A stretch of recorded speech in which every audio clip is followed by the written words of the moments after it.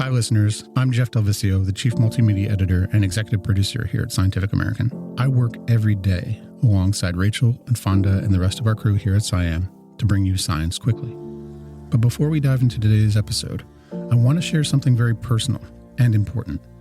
I spent the last 25 years of my life telling stories about science. I've written, filmed, recorded, and animated the discoveries that shape our world. Whether it's exploring science inside of biosafety labs or out on ice sheets, I've witnessed the power of science journalism. But here's the hard truth. Journalism like ours is getting harder to do. Newsrooms are shrinking, misinformation is growing, and responsible reporting, real, verified human reporting, takes time, care, and support. Subscribing to Scientific American is the best way to keep science journalism alive. By subscribing to SciAm, you're supporting the work we do to bring you science quickly. Please consider getting a subscription today at scientificamerican.com/getsciam/science quickly. As Thomas Jefferson once said, if a nation expects to be ignorant and free in a state of civilization, it expects what never was, never will be. I know we all want to live free, so let's keep learning together.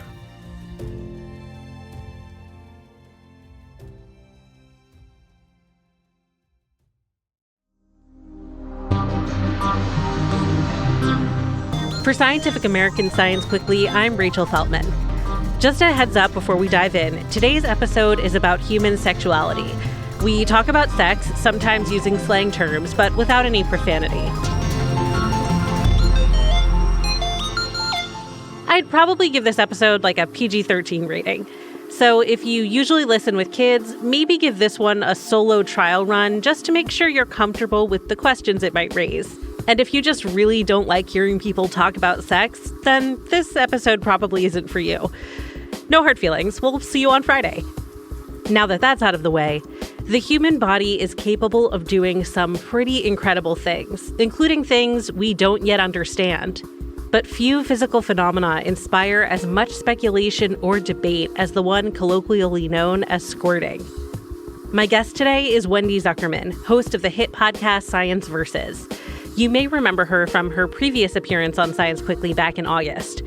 If not, I'll refresh your memory. We talked about anal sex.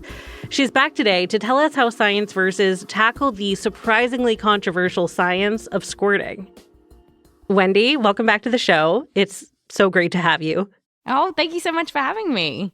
So the last time you were on Science Quickly, you were talking about your deep dive into the science of anal sex, the very neglected science of anal sex. Tell me about your latest sexual health research endeavor. I know, Rachel. I wanted to tell the audience we cover other issues, you know. Science Versus is a great, extremely varied show. And you are back here today to talk about more sex stuff. Exactly. While the season is going to cover ADHD, fluoride, methamphetamine, creatine, I am here to talk about the first episode of this season, which is on squirting. Incredible. So there may be listeners who are like, what's that? Great question. So, yeah, what is it? Yes. So it is this rather mysterious phenomena where folks who have a vagina, sometimes when they're extremely aroused, about to orgasm, at the moment of orgasm, a large amount of fluid will gush out of them. And it's this big mystery around what is this fluid? Where is it coming from? Is it coming from the vagina, the urethra? Is it pee? Is it female ejaculate? And for many years on the internet, you see these sort of fights playing out, and they often have this kind of political-ish tone to it, where often sort of feminist websites will argue it is not pee, we have a special ejaculate. And then you have these kind of other websites that are saying, you know, kind of downplaying the squirt and saying, you know, no, it is just pee. And then in the middle of that, you have a lot of people being angry. And so we just wanted to say, like, this is ridiculous. We're in 2025. How can a physiological phenomena, how can this thing cause so much drama and be so politicized? What is this liquid? We should be able to know. We have very sophisticated science. We should be able to determine what this liquid is. Absolutely. So what did you know about the concept going into making this episode? So I have squirted just sort of at the beginning of my sexual encounters. And for me, when it happened, I really thought it was pee. I was quite certain. I wasn't devastated or anything. I was just like, oh, bodies are weird, but I don't want to be cleaning the sheets every time that this happens. So I'm going to kind of train my body not to do that. And I was able to. Nowadays, it sort of has this very powerful element. It's part of porn and it has these exciting elements to it, and it's sort of a real accomplishment that you have squirted. But I guess still to a lot of folks who do it, and we did this large survey of our listeners who has squirted and how many times and how they felt about it, and you still see this sort of real confusion around how people feel about it, which is often tied to this idea of what exactly is this liquid. And so I was just very curious myself where people were getting their evidence from here and what we could know about it. Yeah. Well, I definitely want to get into the survey itself. But first, with your episode on anal sex, you really found collaborators who were also mystified at the lack of research and who helped you, make this very scientific. Were you able to do the same thing for squirting? Yeah, so with squirting, we actually do have some data that has really probed this question of what is that fluid. There's still a lot missing in the data. So we have sort of a bunch of small studies that have been well done. And so in this case, while our survey was really helpful to sort of capture how many folks this is happening to and how they feel about it, we were able to look at the peer-reviewed literature this time to really see what's going on here. Well, what is going on? Okay, so let me tell you about one of the studies that we found. It was done by a French gynecologist, and we spoke to him, Samuel Salama.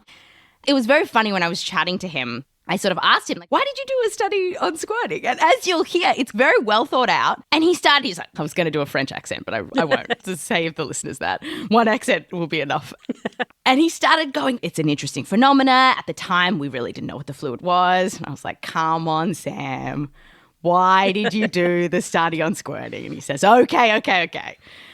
When I was younger, and I'm like, thank you. And he said he had a lover. She squirted. They were both so curious what was going on. They tried to find out, and they tried to ask friends and doctors, and no one gave them a credible explanation. And so years later, he's studying sexology. He has a clinic that he can use that can really get to the bottom of this. I think he was asked, everyone needs to do a research project as part of his studies.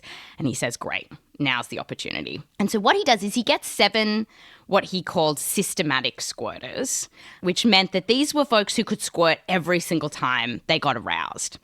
Because for some people, it sort of happens every now and then. But if he's going to the trouble to do the experiment, he wants to make sure that these folks are going to squirt when they need to squirt. So he gets the women to come into the lab. And what's really cool is that he does an ultrasound of their pelvis and bladder at various points of this squirting adventure. So first, he gets them to go to the bathroom and then ultrasounds their pelvis and bladder. And so he can see that after they've gone to the bathroom, the bladder is empty. That's what should happen. And then he says, okay, go into this very sort of sterile looking room in the clinic and go forth. But what he did, which was very insightful, is he said, before you squirt at the peak of arousal, get me to come back in. I'm going to ultrasound your bladder again. Mm-hmm. And so, which I just imagine what it would be like for these folks to hold on to that aroused state while you get ultrasound of your bladder. And then the ultrasound's done. And then he says, okay. Get back to it. Back to it. Now you can squirt. And he walks out of the room again. Then they squirt. He comes back into the room. You can hear him on the tape and he's sort of describing this liquid is everywhere. Because in some cases, it can be quite a lot of fluid coming out. The world record for squirt is 1.35 litres, which don't make me translate that into gallons.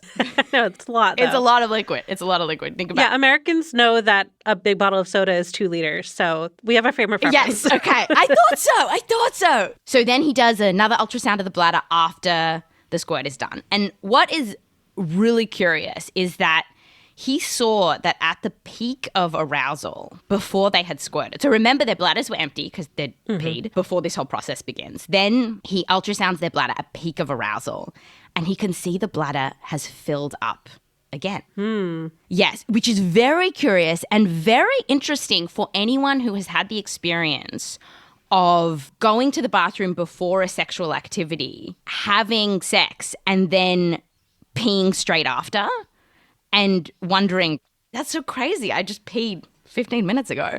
But this is a very interesting phenomenon. And another study that got two folks, a straight couple, to have sex in an MRI also noticed that the woman, their bladders filled up during arousal. So it must be something about, heart rate's going, blood's moving around, processes are moving faster. We're not exactly sure why this happens. But so bladder fills up. Then the squirt happens. Rachel, you want to guess what's going on with the bladder? I would guess that it empties, probably. It did. Yeah. The bladder was empty, telling us that the liquid was coming from the bladder. Right. Yes. And Sam also looked at the chemicals inside the squirt because he had all the liquid there, and he could see various chemicals that we tend to find in urine, so urea, uric acid, things like this. Other studies have found this as well when they've looked at the chemicals in squirt. It's sometimes, one study found that it was quite diluted. Right. I was going to say it would make sense for it to be pretty dilute if the bladder's sort of quickly filling up again. It would, although when I asked Sam about this, he said sometimes it's dilute and sometimes it's not. And he actually had a photo of the squirt and it looked like yellow pee. Maybe not the most concentrate pee one has ever produced, but it definitely did not look like water to me. Yeah. And so from that study, it's only 7 women, but there's some very curious research that we also talk about in the episode that's also suggesting that the bulk of this fluid is coming from the bladder. Right. So that mystery solved, but you also created this big survey that I think you said thousands of people responded to. So tell me a little bit about that. Although mystery solved, there is a tiny bit more mystery, which explains why you have this battle online. Because although the bulk of the fluid is coming from urine, in some cases, there is a little bit of this sort of other substance that ends up in squirt, which comes from the female prostate.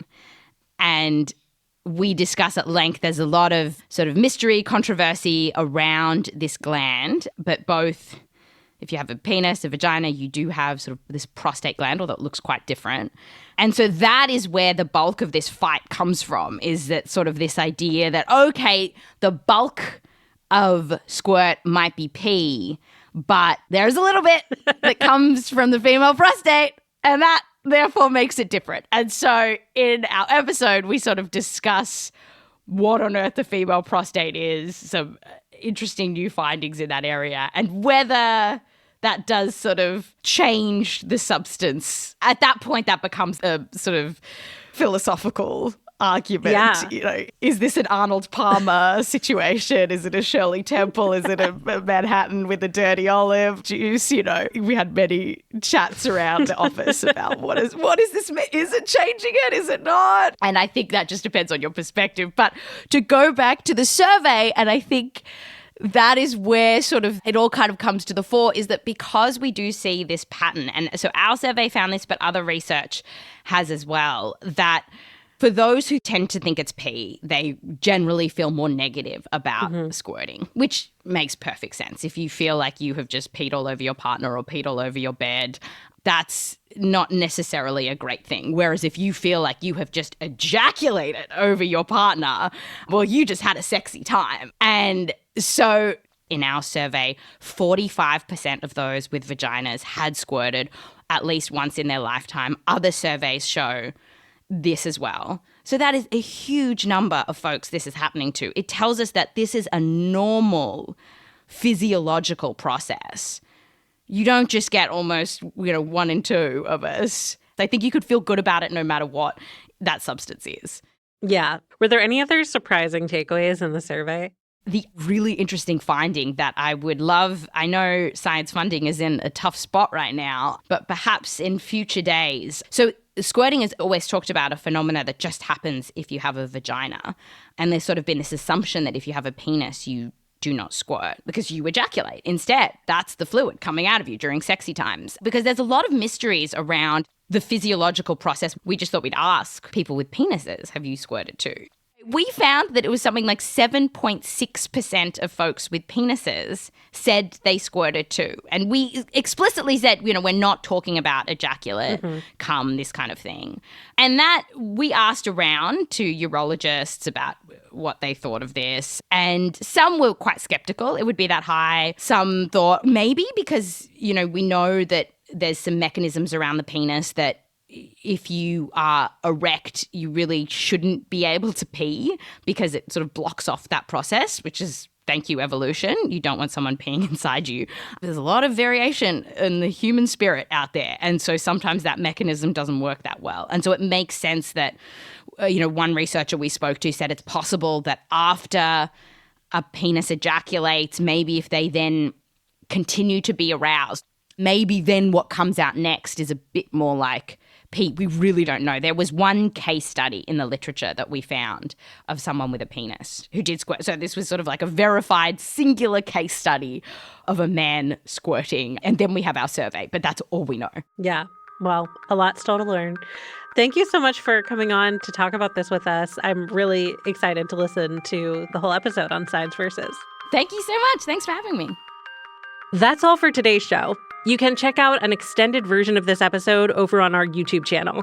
And don't forget to check out Science Versus for an even deeper dive on the subject of squirting. Science Quickly is produced by me, Rachel Feltman, along with Fonda Mwangi, Kelso Harper, Naima Marcy, and Jeff Delvisio. This episode was edited by Alex Seguiara. Shanna Pozis and Aaron Shattuck fact-check our show. Our theme music was composed by Dominic Smith. Subscribe to Scientific American for more up-to-date and in-depth science news. For Scientific American, this is Rachel Feltman. See you next time.